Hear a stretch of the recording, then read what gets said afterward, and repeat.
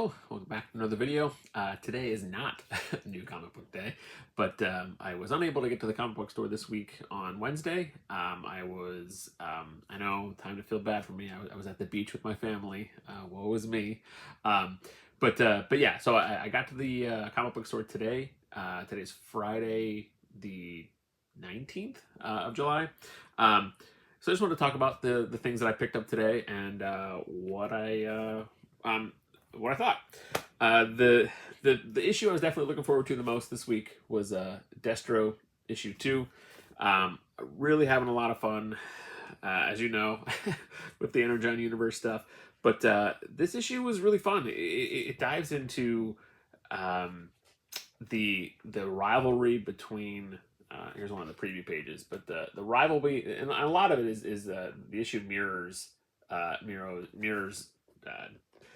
Destro's point of view, as well as the Crimson Twins, Tomax and Zaymont, their point of view, and it's all about their going to war with each other. And Destro blames them for the attack on his the attack on him in the issue 1, and they're claiming it wasn't them, but they're still retaliating against Destro.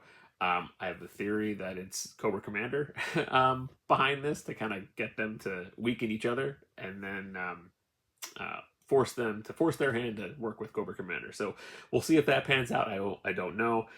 Very much could be that they were behind the attack. Who knows? But yeah, another really fun issue. I really enjoyed this. Some fun Terminator like zombie bats kind of they were not really zombies, but they're half destroyed bats that kind of get reanimated. So that's a really fun sequence in this issue. But yeah, another one that I'm really enjoying. So yeah, the Energon Universe stuff, it hasn't really disappointed yet. I wasn't sure. I was really gung ho on the first two, Duke and Cobra Commander, and then I wasn't sure. Like I wasn't necessarily familiar with Andre Bressan's art, so I wasn't sure what to think. But yeah, I pleasantly surprised by that. Next issue I picked up was Redcoat issue 4. That's like 3 weeks in a row now. I've been reading Redcoat stuff, but now I gotta wait another month for issue 5. In this one, it's good. I mean, I was surprised. You learn in this issue. You kind of learn who the kind of like the big bad, I guess, of the series. In this issue, Redcoat, Simon Pure is his name. He gets he's captured by this cult, and the cult is I don't know if I explained about it when I talked about the first issue, but he has the powers of an immortal, and he gained those powers by interrupting a cult ceremony with a Ben Franklin who was trying to obtain powers of the powers of immortality, and Simon Pure interrupted that ceremony, and then he was the one who was granted those powers instead of Ben Franklin. So yeah, it's all about kind of the founding fathers and how they were diving into occult type activities. So yeah, so this issue, the plot driving information is you learn who the big bad is. So I'm enjoying that one. I almost picked up some other stuff, some other the Ghost Machine titles, but again, I'm really trying to keep things under $20. We'll see how long that goes. I know there's going to be weeks where I go over my unofficial goal of unofficial budget of $20, but we'll see.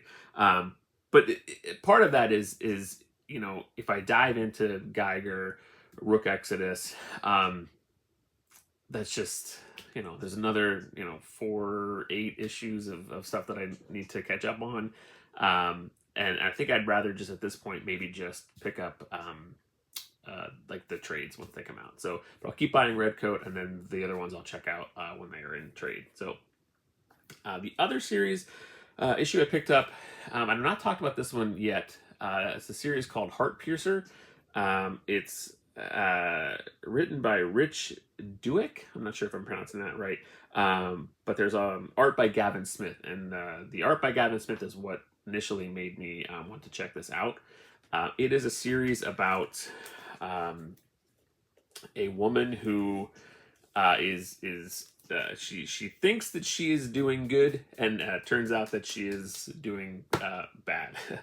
She is tasked to kill these creatures who turned out to be these mythical creatures who for good. Um,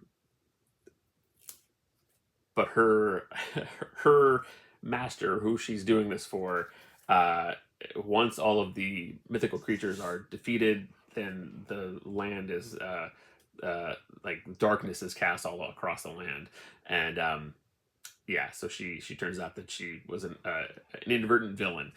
So then she spends the rest of the series trying to right that wrong. And there's really the art is I really enjoy the art in this.